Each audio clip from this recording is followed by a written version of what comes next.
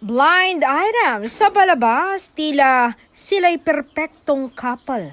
Maayos ang relasyon pero sa likod pala ay may lamat na, may problema pala ang magkasintahan. Ay sa chismosa, ay nagkakaumayan na raw ang aktor at aktres.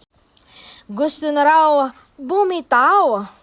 Lalo na ang aktor, sawang-sawa na raw siya sa relasyon nila ni aktres. Pero kahit ganoon, pinipili pa rin nilang magkunwari sa publiko. Dahil sa mga nakahilera pa nilang project.